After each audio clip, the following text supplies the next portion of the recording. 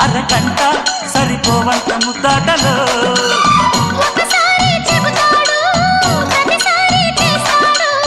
అంటూనే చీపాడు అందంతో రాపాడు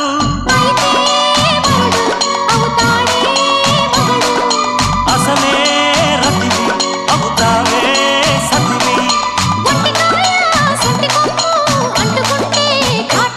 ఘుంఘుమాయించు కొంచెం లవ్లగాయించు లంచం మన్మధించింది మంత్రం మంచం